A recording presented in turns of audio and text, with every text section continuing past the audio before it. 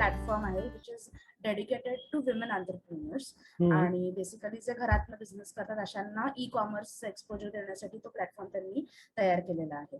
So त्यासाठी देयासराच्या महिला उद्योजकांना त्या प्लॅटफॉर्मवर येता यावं आणि मेनली प्रोडक्ट बिझनेसेसना सर्व्हिसेसना अर्थात ई कॉमर्सचा तसा या अमेझॉनचा तसा बेनिफिट येत नाही. त्यामुळे प्रोडक्ट बेस्ड विमेन एंटरप्रेन्योर्सना अमेझॉनवर येता यावं यासाठी हा प्रोग्राम आहे. आणि बेसिकली ह्याचं म्हणजे USP असं आहे की जो कमिशन रेट असतो अमेझॉनचा तो बाकीच्या एंटरप्रेन्योर्स पेक्षा अमेझॉन सहेलीच्या एंटरप्रेन्योर्सना कमी आहे.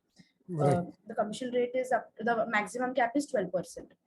Maximum cap is 12%. Okay. Depending upon the product, whereas normal जे बिझनेसेस असतात त्यांना साधारण 35% पर्यंतचं कमिशन चार्जेबल असतं, राईट? सो अमेझॉन सहेलीचा फायदा असा की 12% पर्यंतच मॅक्झिमम कमिशन तुमच्याकडनं घेतलं जातं तुमचं प्रोडक्ट काय आहे त्याच्या बेसिसवर. सो त्याच्याबद्दलचं एक ओरिएंटेशन सेशन घेतलं आम्ही एप्रिलमध्ये. अमेझॉन सहेलीचे प्रोग्राम मॅनेजर विद्युत दास जे होते ते येऊन त्यांनी अख्ख्या प्रोग्रामची माहिती दिली होती की काय आहे, काय बेनिफिट्स आहेत, कशी प्रोसेस असते, काय काय गोष्टी लागतात ऑनबोर्डिंग साठी आणि पुढे तुम्ही कसं चालू ठेवू शकता, पेमेंट सायकल कशी वगैरे वगैरे. सो तेव्हा त्यांनी GST बद्दलची माहिती दिली की का GST लागतं. पण कन्सिडरिंग की आता देयासाचे एंटरप्रेन्योर्स तुम्हाला माहिती आहे because you are also service partner. So बऱ्याच जणांना बाय लॉ जे टर्नओव्हर बेसिसवरचा क्रायटेरिया आहे तो ऍप्लिकेबल नाहीये. म्हणजे त्यांचा टर्नओव्हर त्या ब्रॅकेटमध्ये बसत नाही अजून. त्यामुळे they need not actually they are not mandated to have a GST registration.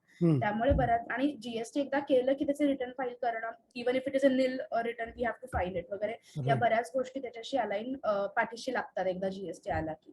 आणि for someone who does not have that much of turnover this becomes a overhead किंवा burden to follow all these compliances. तर आमच्या एंटरप्रेन्योर्सना हेच काही प्रश्न होते की का लागतो, म्हणजे अमेझॉन सारख्या प्लॅटफॉर्मसाठी GST घ्यावा का, even if it is not a mandatory thing as per the turnover point of view. So probably will start with this question की अशा प्लॅटफॉर्मना GST का महत्वाचा आहे. राईट.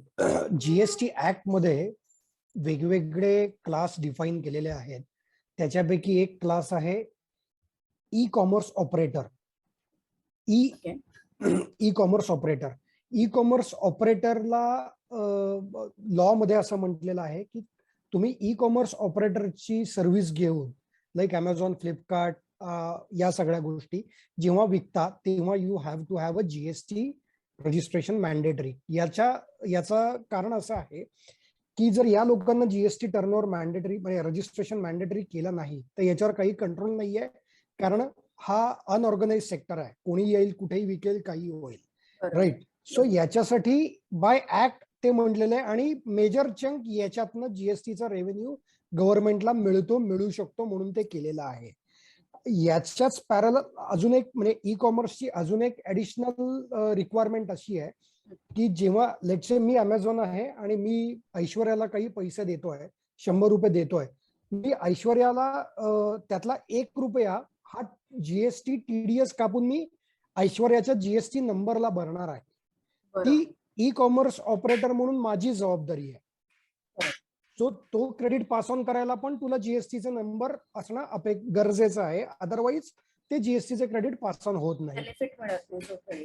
हा. So by law irrespective of your turnover, जे 20 लाख रुपये services साठी आहे आणि 40 लाख रुपये गुड्स साठी आहे, if you are going to sell your service or product to e-commerce, it is mandatory to have GST registration. हे कंपल्सरी आहे. ओके. आणि मग anything specific to e-commerce clause जो GST लॉ मध्ये आहे, are there any benefits apart from the amount which is transfer to the GST number? त्याच्या व्यतिरिक्त काही टॅक्स बेनिफिट्स मिळतात का for a business who is going to take GST to get listed on Amazon? नाही, टॅक्सचे benefit काही नाही आहेत त्याच्यात. इन्कम टॅक्स म्हणा किंवा GST म्हणा, तुमचे जे काही प्रोडक्ट्स आहेत त्याच्यानुसार जे रेट्स लागतील त्याच्यानुसार तुमचं GSTचं कॅल्क्युलेशन होईल. मेजर फायदा GSTचा हा आहे की तुमची कॉस्ट ही कमी होते आणि तुमचे प्राइजेस, सेलिंग प्राइजेस हा कॉम्पिटिटिव्ह होतात.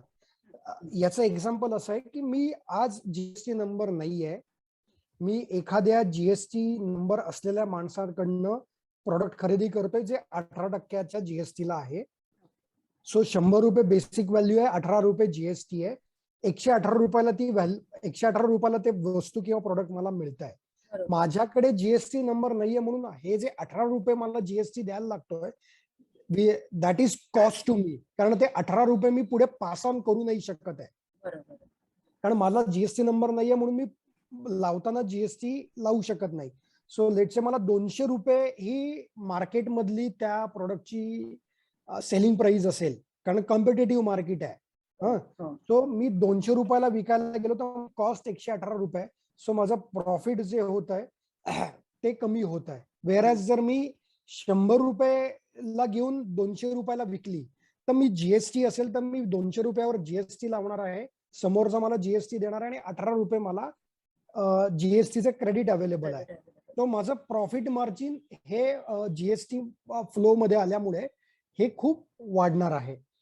जीएसटीचा फायदा म्हणजे जीएसटी का आणला तर आधी फक्त गुड्सचं क्रेडिट गुड्सला आणि सर्व्हिसेसचं क्रेडिट सर्व्हिसेसला होतं.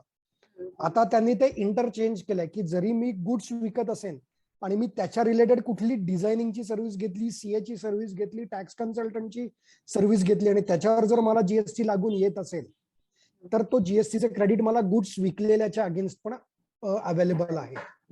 सो हा सगळ्यात मोठा फायदा आहे जीएसटीचा की तुम्ही त्या सिस्टीम मध्ये येता, त्या फ्लो मध्ये येता, तुमचं कॉस्ट कमी होतं आणि टॅक्सेसचं बर्डन किंवा ज्याला technology exact terminology cascading effect आहे की टॅक्सवर टॅक्स जो लागत जातो तो या केसमध्ये लागत नाही. आणि तुम्हाला मोठा बिझनेस करायचा असेल तर कंपन्या ज्या मोठ्या कंपन्या आहेत त्या पण जीएसटी वेंडॉर प्रेफर करतात, कारण का त्यांना जीएसटीचे क्रेडिट पास ऑन होतो, त्यांची कॉस्ट कमी राहते. ओके. आणि सर तुम्ही आता म्हणलात की तुमच्या प्रोडक्ट प्रमाणे तुम्हाला किती जीएसटी ऍप्लिकेबल आहे. सो आणि अमेझॉनच्या त्या सेशन मध्ये सुद्धा त्यांनी आम्हाला सांगितलं की देर आर फ्यू प्रोडक्ट्स याला अजिबातच जीएसटी ऍप्लिकेबल नाहीये, probably they are handicraft items किंवा असं काहीतरी. त्याची थोडी माहिती द्याल? हा, त्याची एक्झम्पशन किंवा झिरो रेटेडची लिस्ट आहे जी एक्झॉस्टिव्ह आहे. बेसिकली एक्झम्पशन मध्ये काय येतं, काही ऍग्रिकल्चर प्रोडक्ट्स आहेत, काय मेडिकलच्या सर्व्हिसेस आहेत, राईट. सो हँडीक्राफ्टचे काही आहेत, ते पण आपल्याला एरिया बेस्ड बघायला लागतं, प्रॉडक्ट बेस्ड बघायला लागतं. म्हणजे that is not a blanket exemption, कारण लॉ तुम्हाला product by product, line by line item check करायला लागतो की एकच ज्याचा कंटेंट एक आहे, रॉ मटेरियल एक आहे आणि त्याच्यातनं जर माझी 2 वेगळी प्रोडक्ट्स बनत असतील तर माझं त्यातलं एक प्रोडक्ट 12% टॅक्सेबल राहतं आणि एक प्रोडक्ट 18% पण टॅक्सेबल राहतं. So being in to open forum मी कुठलीही म्हणजे फॉल्स इन्फॉर्मेशन देणार नाही की एक्झम्पशन आहे. Yes, there are exemption. आणि एक्झम्पशन 2 प्रकारचे आहेत की काही प्रोडक्ट पूर्णपणे जीएसटीच्या अँबिट किंवा जीएसटी लॉच्या बाहेर आहेत आणि काही प्रोडक्ट झिरो रेटेड और नील रेटेड आहेत. म्हणजे तुम्ही प्रोडक्ट इज जीएसटीएबल बट त्याचा रेट हा 0% आहे. ओके. याचाही फायदा तुम्हाला होऊ शकतो की तुमचं प्रोडक्ट 0% मध्ये असेल तर यू नीड नॉट चार्ज और you should charge GST at 0%, right. हा, सो बेसिक रेट्स जे आहेत जीएसटीचे त्याची जस्ट माहिती देतो. एक तो 0% नील रेटेड ज्याला आपण म्हणतो, याचं स्पेसिफिक क्लासिक एक्झाम्पल आहे export. If you are exporting anything out of India it is taxable at nil rate, right. कारण का फॉरेन एक्सचेंज प्रमोट करायचे, कॉस्ट इंटरनॅशनल मार्केटमध्ये कमी राहायला पाहिजे. तो 0%चा एक आहे, 5% एक आहे, 12%, 18% आणि 28%. असे 5 मेजर पार्ट्स आहेत. याच्यात परत ज्वेलरी आणि गोल्ड साठी वेगळा पार्ट आहे, तो मी आता काही डिस्कस करत नाही कारण तो परत 1 to 1 आहे. पण ब्लँकेट या मोठ्या आहेत. Maximum product fall under 18%, luxury item falls under 28%. Okay. आणि सर म्हणजे for example for us as a layman, जर मला माझं प्रोडक्ट नक्की 0% मध्ये आहे का, लॉ मध्ये एक्झम्प्टेड आहे का, कुठल्या ब्रॅकेट मध्ये पडतं हे जर बघायचं असेल तर इज देअर एनी पोर्टल और any such calculator like thing जिथे मला कळू शकतो? हा, याची एक जीएसटीचे रेट्सची लिस्ट आहे, ती जीएसटीच्या वेबसाईटवर अवेलेबल आहे. ती मी तुम्हाला एक शेअर करून ठेवीन, so you can distribute easily with your easily होईल आणि आयडेंटिफाय करता येण्यासारखे प्रोडक्ट्स असतील तर होतील. कन्फ्युजन मात्र नक्की वाढेल त्याच्यातनं, कारण मी म्हणलं तसं की ते HSN ला हेडिंग आणि त्याच्यातलं बऱ्याच गोष्टी मायन्युटली बघायला लागतात. पण येस, तुम्हाला एक रफ आयडिया येऊ शकते की बाबा हा माझा HSN आहे, हा 12% पडतोय, 18% पडतोय, हे आपण बघू शकतो. काही अडचण नाहीये. जीएसटीचं पोर्टल आहे ते मी मीटिंग संपल्यानंतर त्याची लिंक पाठवतो आणि त्याच्याच बरोबर हे पण पाठवतो, लिस्ट पाठवतो. HSN ची लिस्ट म्हणतात त्याला. अच्छा अच्छा.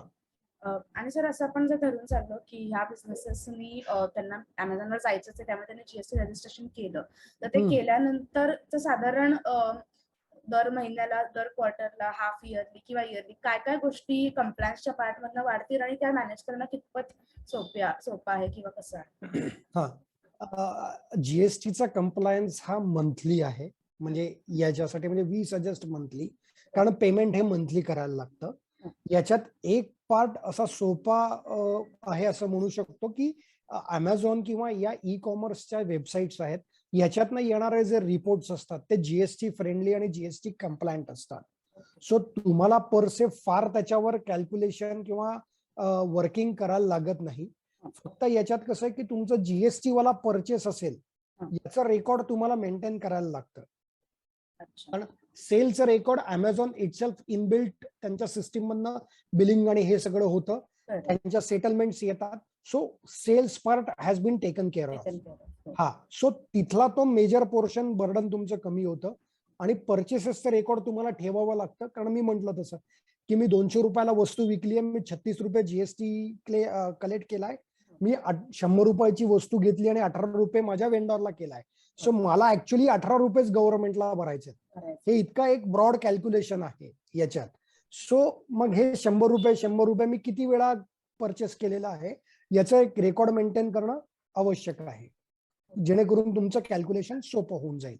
ओके. आणि मग it can be simply handed over to their respective CVs, किंवा if they don't have, they Asra can do it for them. Yes, they Asra can do it. काही प्रॉब्लेम नाहीये त्याच्यात. Bhushan, you have a question. You are saying that e-way bill will be taken care of as well in this. Can you? नाही, e-way बिलचं जे काही गणित आहे तो जो ओरिजिनेटिंग जिथनं होतं तिथे त्याच्यातही दोन गोष्टी आहेत की जर तुम्ही अमेझॉनच्या वेबसाईटला अमेझॉनच्या वेअरहाऊसला ठेवला असेल तर 99% it will be taken care of. की ते त्यांचं भिवंडीचं गोडाऊन, जिथे आपल्याला नॉर्मली आपल्याला येताना ऍड्रेसेस सेम येतात की भिवंडी, बेंगलोर, गुरगाव, हैदराबाद. सो तिथनं होताना ते ओरिजिनेटिंग तिथनं जे ई-वे बिल केलं जातं. जर तुम्ही तुमच्या ओन प्रिमासेस मधनं करणार असाल तर you will have to generate your e-way bill. Aishwarya, if I'm not wrong, the delivery part was also to be taken care of by the candidates, right? Yes. Right. So, sir, in this case, what will be the scenario? Actually, they are given both the options. You can either choose the warehouse part or you can choose from your own place. It is completely up to the candidate what they want. Because Amazon or e-commerce gives that facility to you.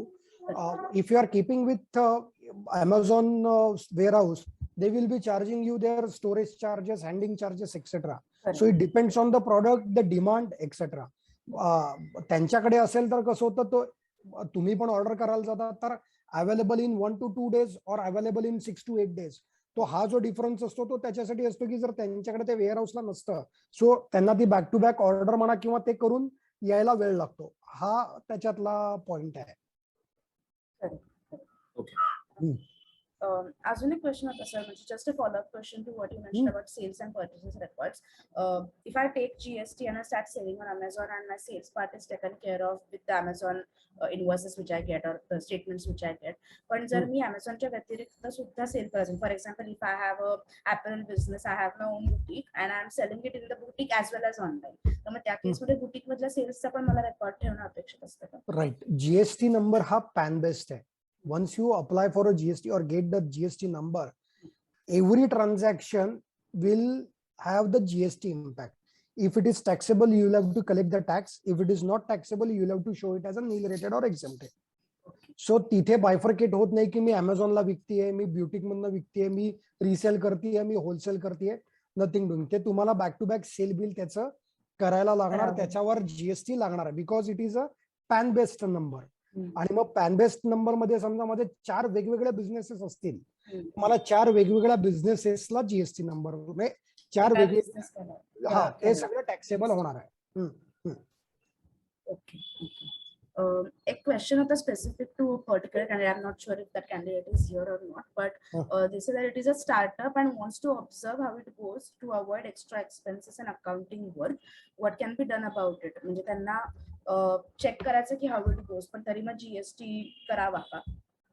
नाही, आता जर त्यांना it ultimately depends की तुमच्या प्रोडक्टला तुम्ही market कुठे करणार आहे, किती करणार आहे, आणि तुम्हाला तुमचा बिझनेस किती मोठ्या लेवलला न्यायचा आहे. जर तुम्हाला मोठ्या लेवलला न्यायचा आहे तर तुम्हाला सगळे लॉज आणि गोष्टी म्हणजे टॅक्स कंप्लायन्स हे करायलाच लागणार आहेत. सो तुम्ही जीएसटी नंबर नाही घेतला तर तुम्ही इंटरस्टेट सेल करू शकणार नाही, कारण त्याला बरोबर आहे, त्याला लिमिट्स आहेत, बरोबर आहे. सो त्याच्यामुळे तुमचं प्रॉडक्ट किती रुपयाचं आहे, तुमचा बिझनेस व्हॉल्यूम किती होणार आहे, राईट, आणि याच्यानुसार it's a business decision whether to go for a GST, की माझं फक्त ऑनलाईनच जर विकलं जाणार असेल आणि मला जर ऍब्सोल्युटली तेवढं डिमांड आणि if you are going to earn that much, then you have to have some compliance cost for it. So सगळेच पैसे तुमचे किंवा सगळेच प्रॉफिट तुमचं असं नाही राहू शकत त्या केसमध्ये. Right. We have one question from Jayashree Vadekar ma'am, who is there on this call. She says, so I need to keep all the invoices, including own sales or purchases, where GST was included as a part of product manufacturing. तुमचं income टॅक्सच्या rule नुसार तुमचं GST सोडून द्या timing 1 मिनिटासाठी. Income टॅक्सच्या rule नुसार तुम्हाला 8 वर्ष तुमचे सगळे documents, sales invoices, purchase invoices, expenses, bank statement हे 8 वर्ष ठेवणं गरजेचं आहे. आणि similar law is applicable for GST also. जिथे सॉफ्ट कॉपी मध्ये रेकॉर्ड मेंटेन होत आहे दॅट इज ऑल्सो अलाउड. जिथे फिजिकल तुमच्याकडे बिल येत आहे तर you have to keep it in a physical format. So त्या गोष्टी तुम्हाला जीएसटी साठी पण ठेवायला लागणार आहे, कारण 2 वर्षानंतर जेव्हा जीएसटी ऑफिसर तुमच्याकडे व्हिजिट करेल तेव्हा तो तुम्हाला इनवॉइसेस चेकिंग साठी मागणार आहे. आणि म्हणूनच इनवॉइसचं जर तुम्ही बघितलं तर इनवॉइसेस जीएसटी लॉ मध्ये 3 काढायला सांगितले आहेत. Original for buyer, duplicate for transporter, triplicate for assessee और सेलर. या 3 गोष्टी तुम्हाला मॅन्डेटरी आहेत. सो त्या गोष्टी तुम्हाला इन्कम टॅक्स साठी, जीएसटी साठी, कुठल्याही लॉ साठी 8 वर्ष तुमच्या रेकॉर्ड मध्ये ठेवायला लागणार आहे. Okay. Jayashree ma'am, अजून काही याच्यात follow-up question होता? Otherwise we can go to the next question. No, just to reconfirm what he said actually. So for example, I'll take my own product. I prepare quilts. So whenever I buy my fabrics, my GST is included into the bill which I pay. So I need to keep track of all the invoices which I had, right? Right. Along with my own sales, where I'll be again applying my GST on my products. Right. So my raw material, wherever I get, those GST records also I need to maintain, isn't it? Irrespective whether that is GST, you might be purchasing some products from unregistered dealer who is not registered under dealer GST. So in that case, so for income tax and for GST purpose, you'll have to keep, because if I'm a GST officer, I will come visit your place, take the quantity records, how much you have sold, and back to back I will check how much you have bought. Okay. Right. So irrespective of whether I pay GST or not, I need to keep the records for all my purchases along with my sales. Right. Absolutely. Okay. Absolutely. Thanks. That will serve both the purpose for GST as well as for income tax. Okay. So going forward, I should definitely do that, because I haven't kept anything for my purchase basically. So I think now onwards, I need to keep track of everything. That's what I said. I am telling you the law for income tax also. Even if you are not registered, you might be or must be filing your income tax return. So for that purpose also, you need to keep your record handy. Fine. Thank you. Yes. Yeah. Welcome. Great. पुढचा question आहे sir. माझ्याकडचे प्रश्न संपले, so आता आपण इकडचे questions घेऊया. Nilima ma'am wants to just confirm की डिफरंट टाइप्स ऑफ बिझनेसेस साठी वेगवेगळा जीएसटी नंबर घ्यायला लागतो. हा बिझनेस व्हर्टिकल नुसार जीएसटी नंबर येतो. Otherwise that is a facility की माझं 2 वेगळे बिझनेस किंवा ट्रेड नेम्स आहेत. सो मला तसं ट्रेड नेम घेऊन वेगळा जीएसटी नंबर घेता येतो. अदरवाईज मी एकाच जीएसटीच्या अंडर पण सगळं बिलिंग करू शकतो. ओके. अन्ली मॅम, प्रोबॅबली तुमचे कुठले 2 बिझनेसेस आहेत ते तुम्ही जर मेन्शन केलं तर तुम्हाला एक्झॅक्ट गायडन्स मिळेल सर. हा. तुम्ही अनम्यूट होऊन बोलू शकता.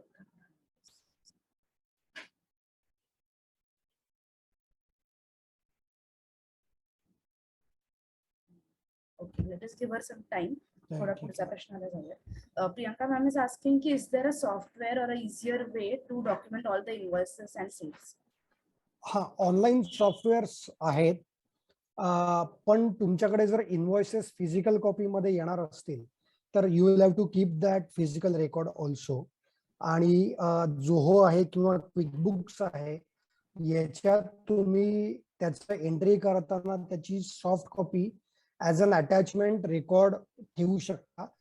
तुमचा जो कोण tax consultant, GST consultant, CA असेल, he can have access online. म्हणजे माझ्याकडच्या केसमध्ये पण आम्ही करतो की माझ्या फॅक्टरीज ज्या आहेत त्या वेगवेगळ्या लोकेशनला आहेत क्लायंटच्या. तिथला अकाउंटंट जोहो मध्ये एंट्री करतो आणि बिल तिथे कॉपीमध्ये अटॅच करतो. आम्ही आमच्या लॉग इन मधनं ते व्हेरीफाय करतो आणि अप्रूव्ह करतो. सो या पद्धतीची ऑनलाईन सॉफ्टवेअर्स पण अवेलेबल आहेत. इनवॉइसेस करायची पण सॉफ्टवेअर्स अवेलेबल आहेत. म्हणजे even if you don't register on Amazon, पण तुम्हाला ऑनलाईन म्हणजे किंवा तुमच्या स्वतःच्या वेबसाईट मधनं विकायचं आहे किंवा कोणाला ऑनलाईन इनवॉइस द्यायचं आहे, ई इनवॉइस द्यायचं आहे, तर ते तुमच्याकडे बरेचसे ऑप्शन्स अवेलेबल आहेत.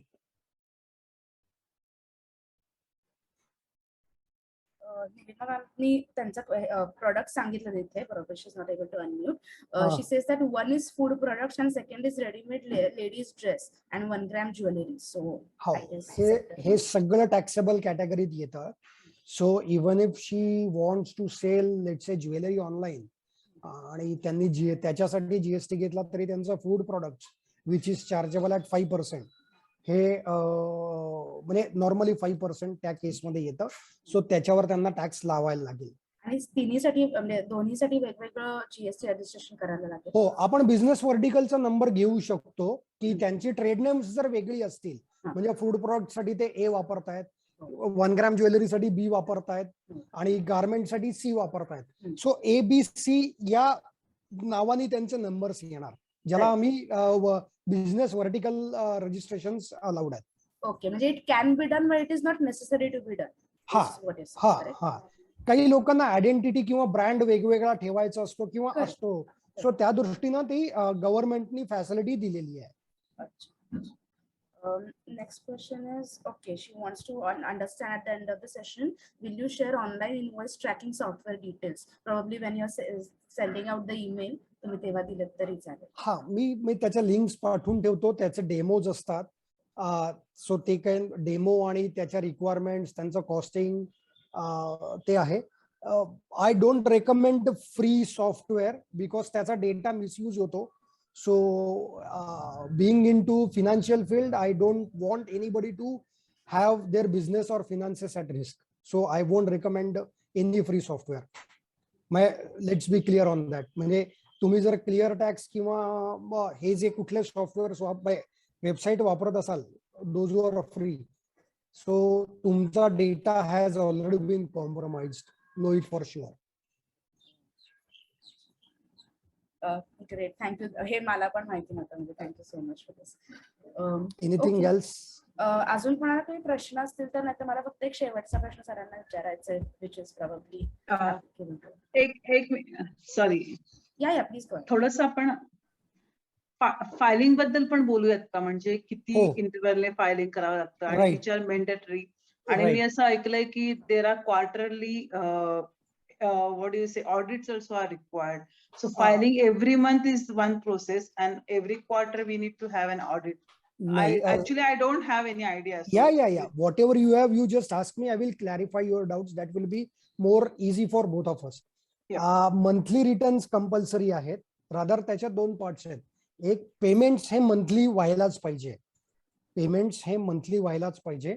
नॉर्मली B2B इनव्हॉइसेस हे मंथली GSTR1 हा नावाचा जो रिटर्न आहे त्याच्यात इनव्हॉइसेसचे डिटेल्स द्यायला लागतात. त्याच्यानंतर जो पुढच्या महिन्याच्या 11 तारखेला भरायला लागतो. म्हणजे आज आपण जून मध्ये आहोत, मेचा GSTR1 हा 11 जूनच्या आधी फाईल व्हायला पाहिजे. 11 जूनला तो फाईल झाला की 12-13ला बॅकएंडला सिस्टीम प्रोसेस करते. 14 तारखेला फॉर्म 2A हा जनरेट होतो. म्हणजे जयश्री मॅडमनी अमितला इनव्हॉइस केलाय तर अमितच्या GST रेकॉर्ड मध्ये ते इनपुट दिसायला लागतं 14 तारखेनंतर. अमितनी 11 तारखेला ऑलरेडी सेल्सचा डेटा भरून ठेवलेला आहे. सो त्याच्याकडे आउटपुटचा डेटा सिस्टीमकडे आहे.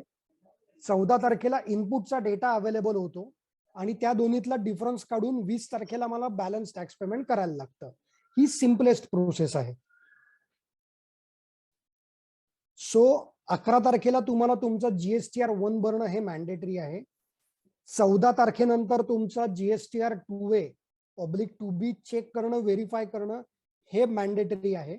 आणि 20 तारखेला तुमचा बॅलन्स टॅक्स पेएबल हा गव्हर्नमेंटला भरणं अपेक्षित आहे, जो GSTR3B या फॉर्म मध्ये भरला जातो. सो हे मंथली कंप्लायन्सेस आहेत. याच्यानंतर अॅन्युअल रिटर्न कंपल्सरी म्हणण्यापेक्षा 2 कोटीच्या वरचे जे आहेत त्यांना अॅन्युअल रिटर्न कंपल्सरी आहे. म्हणजे तुमचं वर्षभरात जे काही एरर्स झालेले असतील, काही कॅल्क्युलेशन्स चुकलेली असतील, तर तुम्ही त्या अॅन्युअल रिटर्न मध्ये रेक्टिफाय करू शकता आणि तो रिटर्न तुम्ही भरलात की तुमचं ते वर्ष म्हणजे तुमच्या एरर फ्री होऊन जातं. ऑडिट मॅन्डेटरी नाहीच आहे. From March 21 GST audit has been dispensed of. ज्याला अॅन्युअल रिटर्न 9 आणि 9C हे 2 फॉर्म्स होते. 9 हा बिझनेसमननी भरायचा,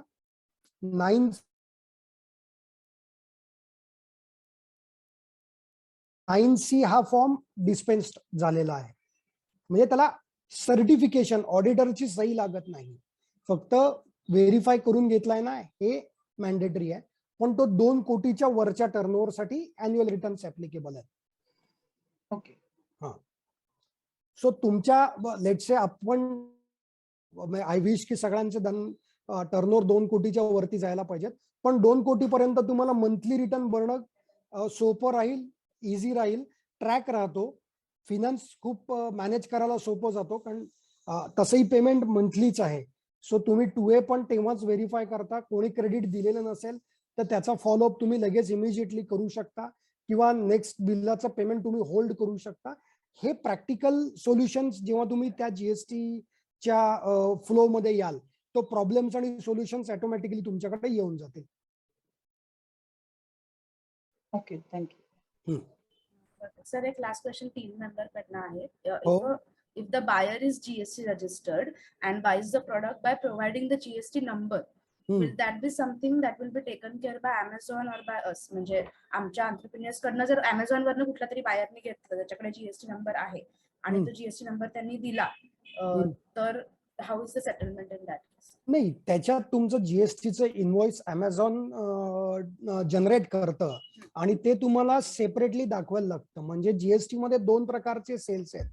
एक बिझनेस टू बिझनेस, ज्याला शॉर्ट मध्ये B2B म्हटलं जातं, जिथे GSTचं क्रेडिट पास ऑन होत आहे, आणि B2C जिथे end consumer, business to consumer billing होत आहे. सो या दोन्ही बिलाचे बिल Amazon ची म्हणजे बॅकएंड तुम्हाला जनरेट करून देतं आणि तुम्हाला B2B इनव्हॉइसेस सेपरेटली दाखवायला लागतात आणि B2C इनव्हॉइसेसची टोटल सेपरेटली दाखवायला लागते. सो तो रिटर्न भरतानाचा पार्ट आहे. Does that answer your question? Yeah, but I just sir मला फक्त एक विचारायचं होतं की जर त्यांनी GST नंबर आपल्याला प्रोव्हाइड केलेला आहे and will it fall in the seller's bucket to take care of it or will Amazon figure it out in the billing process only? म्हणजे ideally ते इनपुट क्रेडिटचं जे सिस्टम असतं if I'm not wrong, तर तो सेलरला म्हणजे बघायला लागेल तो part or is it going to be Amazon who is going to look after it? नाही, रिटर्न फायलिंग तर बिझनेस म्हणजे सेलरची रिस्पॉन्सिबिलिटी आहे ना. ही Right. Need be Flipkart please form his on shop. So तो कन्सॉलिडेटेड डेटा GSTR 1 मध्ये जाणार आहे. So त्याची पण Amazon हॅज अ चेक ते क्रेडिट्स पास ऑन होत आहेत नाही होत आहेत हे बघतात आणि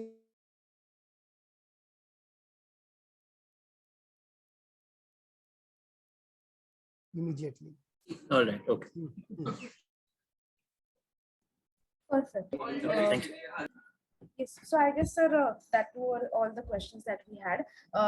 Just that's the concluding thing. As a CA, and you have been doing GST since it has been in the place.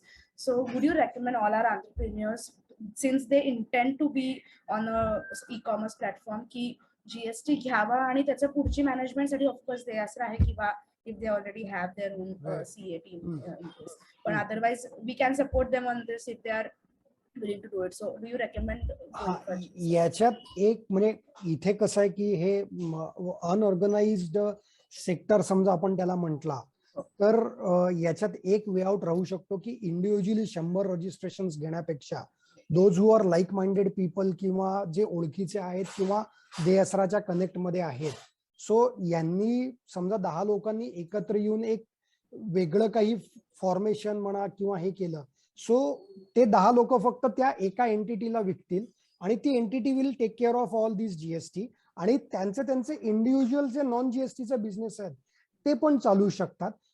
मी जसं म्हटलं तसं if you want to go global, increase your business, you have to take GST. There is no other alternative. आणि global presence किंवा online प्रेझेन्सला तुम्हाला GST असल्याशिवाय तुम्ही करूच नाही शकत आहे. याच्यात एक स्टार मार्क मी देतो. लास्ट वीक मध्ये पेपरमध्ये किंवा GSTचं एक आहे की they are thinking to relaxing some provisions for small scale traders, small scale businessman on a online platform. पण ते कधी होईल, काय होईल, वी आर नॉट शुअर. कारण का GST council is the final authority आणि त्यांना एवढ्या सगळे जी काही आपली राज्य आहेत, स्टेट्स आहेत, त्यांचा कन्सेन्सस घेऊनच ते करायला लागणार आहे. सो ते जरी आता त्यांनी म्हटलं असेल की दे आर थिंकिंग, बाकी सगळ्या गोष्टी आणि या बघता it might take minimum 1 year. So 1 वर्षाचा बिझनेस तुम्हाला लूज करायचा आहे, त्याचं प्रॉफिट लूज करायचं आहे आणि being in to profession for last 14 years तुम्ही जर रिस्क नाही घेतली, कंप्लायन्स कॉस्ट कडे बघत बसला तर तुमचा बिझनेस वाढणार नाहीये. सो बिझनेस वाढण्यासाठी that is an investment from your side की तुम्ही GST घेतलाय. You just calculate at your end की तुम्ही आता विथ GST घेताय, तुमचा GST नंबर नाहीये आणि तुमचं प्रॉडक्टचं कॉस्टिंग त्याच्यामुळे किती मार खात आहे किंवा किती हेवी होत आहे. आणि हेच जेव्हा तुम्ही GST लावून विकणार आहे, राईट, सो तेव्हा किती फायदा होणार आहे तुम्हाला. कारण ultimately it's a consumer or destination based tax. So तुम्हाला त्याचा काही लोड घ्यायचं कारण नाहीये. जो घेणार आहे तो तुम्हाला GST देणार आहे. फक्त it will add to your profits for sure if you have a GST number. Thank you so much sir. थोडा जास्त वेळ घेतला. No problem. This was important आणि सगळ्यांचे क्वेश्चन सॉल्व्ह करायचे. राईट. मला पण आनंद की मी होप सगळ्यांचे ऍटलिस्ट काही डाऊट्स क्लिअर करू शकलोय. GST हा खूप मोठा विषय आहे, प्रॉडक्ट बाय प्रॉडक्ट बघायला लागतं. So any specific doubt do connect with Aishwarya or any of the team member, they will come back to me. Absolutely great. So yeah, thank you so much. आणि जर कोणाला काही क्वेश्चन असेल तर of course Mrinmayi तुमच्याशी बोलतेच आहे. हो, कोणी. या नो, मी तुम्हाला ते इनव्हॉइसेस आणि याचं जे पाठवायचं आहे ते मी पाठवून देईन तुम्हाला. हो, आणि सॉफ्टवेअरची नावं पण. येस, सॉफ्टवेअरची नावं. Right. Okay, great. Thank you so much sir. Thank you so much. Bye. Hello. Yes. हा सर, मला एक विचारायचं होतं. हा, माझं जे प्रॉडक्ट आहे ना, सॅनिटरी नॅपकिन्स आहे. हो. त्या माहितीनुसार ते GST एक्झम्प्टेड आहे, तर ते तुम्ही मला सांगू शकाल का ते नक्की आहे का एक्झम्प्टेड? मी बघून सांगतो तुम्हाला मॅम. कारण रेट्स काही आहेत ना, नोटिफिकेशन नुसार अमेंड होत राहतात. सो म्हणून मी म्हणलं, मला प्रॉडक्ट कळलं की आजची आजची माहिती मी तुम्हाला सांगू शकतो. सो मी चेक करतो आणि मी मृण्मयी किंवा any of the team member will connect with you. मी ते बघून सांगतो तुम्हाला. हो चालेल. म्हणजे ते एक्झम्प्टेड आहे की नाही, म्हणजे मला तर माझ्या माहितीनुसार एक्झम्प्टेड आहे. आहे एक्झम्प्टेड आहे, पण त्याला काही स्टार ते पण- मार्क्स किंवा काही कंडिशन्स असतील तर I will just elaborate. So ते मी तुम्हाला सांगतो बघून. Okay, thank you sir. Sir Thank याच you. पॉइंटवर एक क्वेश्चन होता. तर आता सॅनिटरी पॅड्स तर ला जीएसटी लागत नाही, मग Amazonला रजिस्टर करताना जीएसटी लागतं आपल्याला कंपल्सरी. तर ते प्रॉडक्ट 0 रेटेड येणार आहे. ओके. और एक्झाम प्रॉडक्टला पण जीएसटी लागणार नाही ना. हा तेच तो मी विकेन, ते मी विकू शकतो, त्याच्यावर जीएसटी नाही लागणार. बट पण ते प्रॉडक्ट 0 रेटेड आहे किंवा एक्झम्प्ट आहे हे मला सांगायला जीएसटी नंबर लागणार आहे. ओके. कारण का माझा टीसीएस कापला जाणार आहे 100 रुपयाला 1 रुपया, जो मला रिफंड मिळणार आहे किंवा जो मला रिफंड क्लेम करायला लागेल. So that is again case to case आपल्याला बघायला लागेल. हे आपण ओव्हरऑल हे होऊ शकतं. Okay. Thank you sir. Yeah thank you. Thank you. Okay.